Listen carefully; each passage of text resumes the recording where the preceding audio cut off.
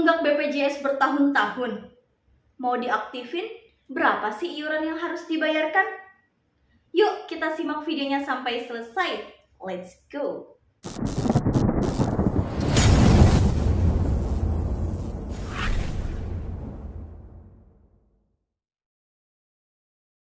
Assalamualaikum warahmatullahi wabarakatuh.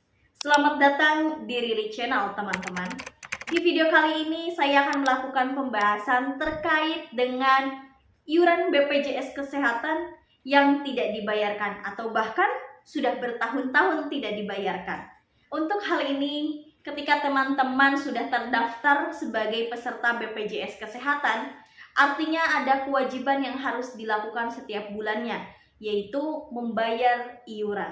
Nah, ketika lama sudah tidak dibayarkan, kemudian teman-teman mau mengaktifkan, entah itu karena memang kesadaran atau karena ada kebutuhan tertentu atau kebutuhan mendesak sehingga membutuhkan BPJS Kesehatan, maka teman-teman akan melakukan pengaktifan BPJS Kesehatan dengan melakukan pembayarannya. Nah, untuk pembayarannya berapa sih yang harus dibayarkan? Berdasarkan Peraturan Presiden Nomor 64 Tahun 2020, pada pasal 42 ayat 3 menyebutkan bahwa kalau BPJS yang tidak dibayarkan itu akan otomatis dinonaktifkan, dan apabila akan diaktifkan maka harus membayar iurannya. Nah, apabila tunggakannya ini lebih dari 2 tahun, artinya teman-teman harus melakukan pembayaran dengan konteks maksimum pembayarannya adalah 24 bulan plus 1 bulan berjalan. Artinya teman-teman cukup melakukan pembayaran untuk mengaktifkan kembali sebesar 25 bulan. Saya akan memberikan contoh bagaimana melakukan perhitungan pembayaran BPJS apabila akan diaktifkan kembali. Nah, ada 2 contohnya. Yang pertama saya akan ambil contohnya apabila tunggakannya itu 5 tahun contohnya. Nah, kalau teman-teman melakukan tunggakan pembayaran BPJS-nya itu selama 5 tahun dan akan melakukan pengaktifan kembali berdasarkan pada pasal 42 ayat 3 Peraturan Presiden Nomor 64 Tahun 2020, iuran yang harus dibayarkan itu maksimum 24 bulan plus 1 bulan berjalan. Artinya 25 bulan yang harus teman-teman bayarkan dikali iuran per bulan. Itu disesuaikan dengan kelas yang teman-teman ambil. Contohnya ambil kelas 2. Nah, artinya 25 dikali 100.000. Maka tunggakan yang wajib dibayarkan untuk melakukan aktivasi atau mengaktifkan kembali BPJS-nya sebesar Rp2.500.000 dikali jumlah anggota yang ada pada kartu keluarga tersebut.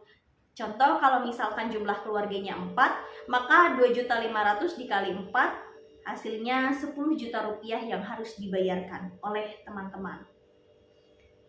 Oke, untuk contoh yang kedua, apabila tunggakannya ini contoh saya ambil 1 tahun tunggaknya, maka yang harus dibayarkan adalah 12 bulan plus 1 bulan berjalan. Artinya 13 bulan. Nah, 13 bulan ini dikali dengan iuran per bulan yang biasa diambil yang disesuaikan dengan kelasnya.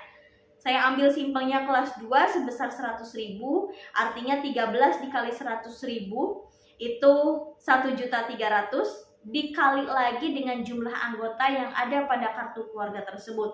Kalau tadi contohnya jumlah keluarganya itu 4, maka 1.300.000 dikali jumlah anggota yang ada pada keluarga tersebut. Tadi saya contohkan 4, maka 1.300.000 dikali 4, maka yang harus dibayarkan sebesar Rp5.200.000. Nah, teman-teman, itulah tadi perhitungan untuk pembayaran tunggakan BPJS Kesehatan dengan ketentuan ada yang kurang dari 2 tahun atau lebih dari 2 tahun. Bagi yang lebih dari 2 tahun, perhitungannya tetap yaitu di 24 bulan plus 1 bulan berjalan, artinya 25 bulan. Artinya di 25 bulan. Mau teman-teman nunggaknya 3 tahun, 4 tahun, 5 tahun, 6 tahun pun sama. Perhitungannya untuk pembayarannya 25 dikali kelas yang teman-teman ambil berapa, kemudian dikali lagi dengan jumlah anggota keluarga. Namun teman-teman, apabila teman-teman melakukan pengaktifan kembali BPJS Kesehatan ini karena untuk keperluan medis, lebih spesifik untuk rawat inap, maka hal ini akan ada denda diagnosa dari pihak rumah sakit.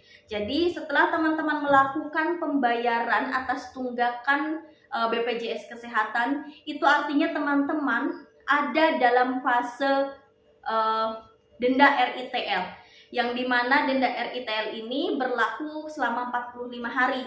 Jadi kalau misalkan setelah melakukan pembayaran sampai dengan 45 hari ke depan melakukan rawat inap, itu akan ada denda diagnosa yang telah ditetapkan oleh pemerintah yang bekerja sama dengan pihak BPJS Kesehatan dan rumah sakitnya.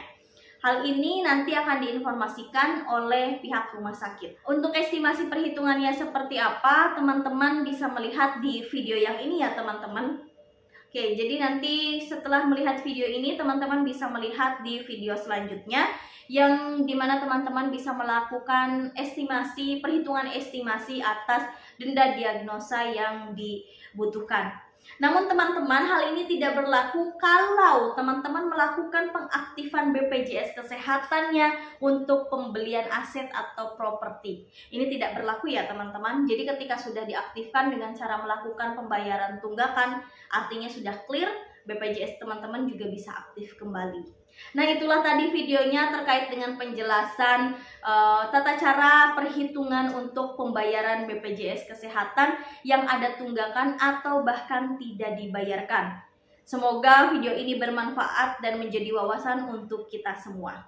Jangan lupa dukung selalu Riri Channel dengan menekan tombol subscribe, like, comment, share ke teman-teman semua, dan jangan lupa nyalakan lonceng notifikasinya agar selalu mendapat informasi terkini dari Riri Channel. Oke teman-teman, terima kasih. Wassalamualaikum warahmatullahi wabarakatuh.